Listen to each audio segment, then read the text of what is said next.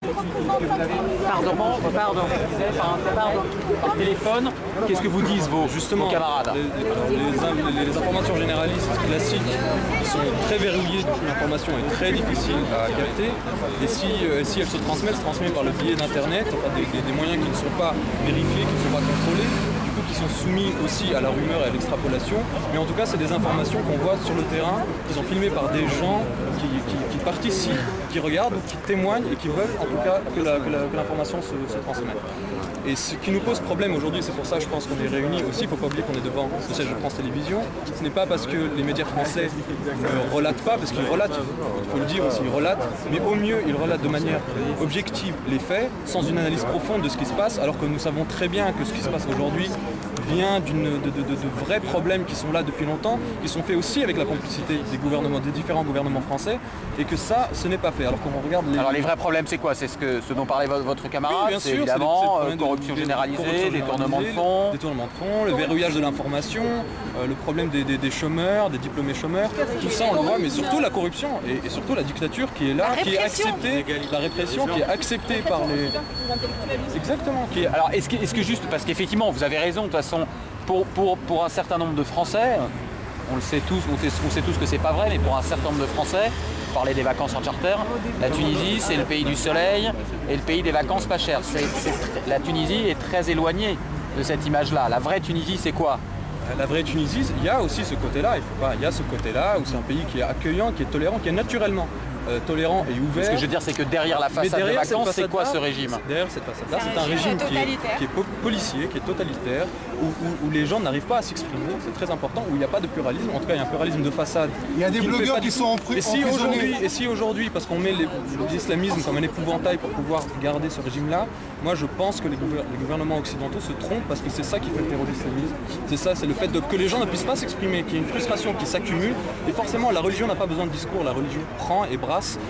Et quand bien même s'il y a des islamistes, on peut parler, c'est des partenaires, il faut les traiter comme des partenaires, il faut discuter avec eux. Il faut arrêter de mettre ça comme un épouvantail. Il faut absolument craindre et du coup accepter un statu quo qui ne fait que augmenter la frustration et le fait que les gens ne soient pas du tout politisés se tournent du coup forcément vers autre chose, et notamment la religion, peut-être une autre forme d'extrémisme qui n'est pas du tout, qui n'est pas du tout salvatrice ou qui ne peut pas aider en tout cas les Tunisiens. Bon, le problème en Tunisie, c'est qu'il n'y a pas, personnellement, je parle personnellement, c'est qu'on n'a pas de perspective, on n'a pas de projet social, on n'a pas de projet pour le pays. On ne sait pas où est-ce qu'on va. C'est un jour on est complètement libéraux, un autre on se renferme un peu, on verrouille, d'un autre côté on islamise un peu pour calmer un peu les ardeurs islamistes de certaines portions de la population. Et du coup on ne sait pas où est-ce qu'on va, c'est un bateau ivre et qui vogue et on ne sait pas du tout où est-ce qu'on va. Il n'y a pas de projet social, il y a un projet quoi, que familial finalement, c'est ce que disait votre collègue, que familial autour des familles on va dire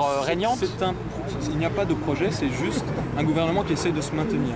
C'est plutôt une monarchie qu'un Voilà, gouvernement. et comme il n'y a plus de relais, pourquoi il y a eu aujourd'hui des émeutes? Enfin, il y a plusieurs raisons, mais je pense une aussi des raisons, c'est qu'il n'y a pas de relais entre les populations, leurs revendications et les gouvernants, enfin ceux qui nous gouvernent, ceux qui peuvent nous écouter. Et ça, c'est un travail de sape qui a été fait par le régime pour que les syndicats ne jouent plus leur rôle et du coup les gens explosent comme ils peuvent. Alors ils explosent dans la violence, ils explosent n'importe comment, mais en tout cas de manière peut-être incontrôlée et spontanée, mais c'est parce qu'il n'y a plus ce relais-là. Maintenant l'UGT et l'UGTT, c'est les syndicats des travailleurs commencent à se réveiller, commencent à faire des choses, mais ça fait longtemps qu'ils sont complètement déconnectés de la population. Et c'est ça qui va créer la fracture. Alors que nous, les Tunisiens, on est un petit peuple, on devrait être tous unis. Alors que ce qui s'est passé, toute la politique qui a été faite sous ce régime-là a fait qu'il y a une vraie fracture sociale. Il y a des gens qui sont lésés, notamment les gens d'intérieur, ceux qui sont sur les côtes, qui s'enrichissent. Voilà. Et là, je dois rappeler que la Tunisie est une. On doit vraiment tous être ensemble. Il faut arrêter de se monter les uns contre les autres. Parce que s'il y a des gens qui sont nantis et qu'on dit qu'ils n'ont rien à voir avec ces trucs-là, eux, justement, c'est tout à leur honneur. Parce que normalement, ils ne devraient même pas faire ça, puisque de toute façon, ils se sont fait à l'idée que le régime était comme ça, qu'ils s'enrichissent et tout ça. Mais quand même, ils sont dans la rue, ils sont solidaires. Et on les voit tous maintenant. C'est très représentatif de ce qu'est la Tunisie. Il y a de toutes les franges. Il y a les gens qui sont modestes, les gens qui sont moins modestes, les gens qui sont religieux, les gens qui le sont moins.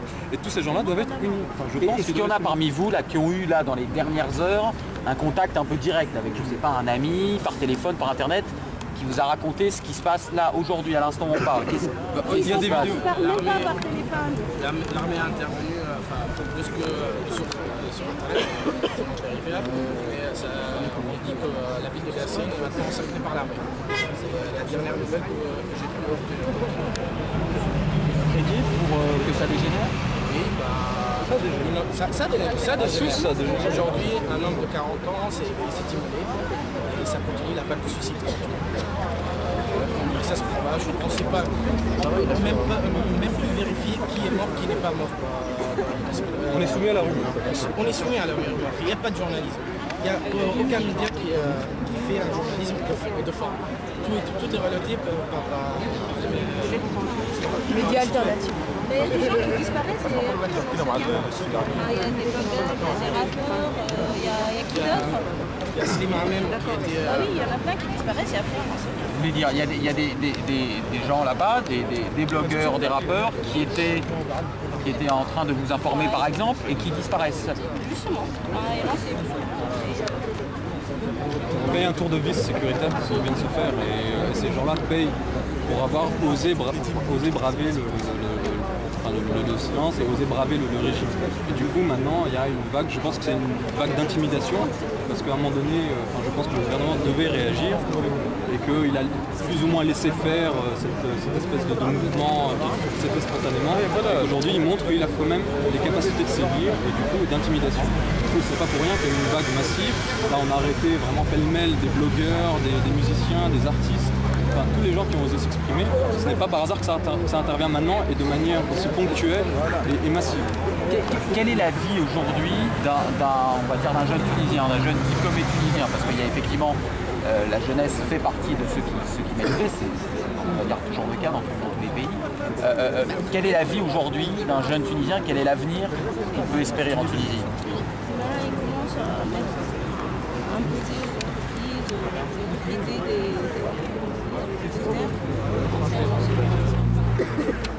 non, c'est triste.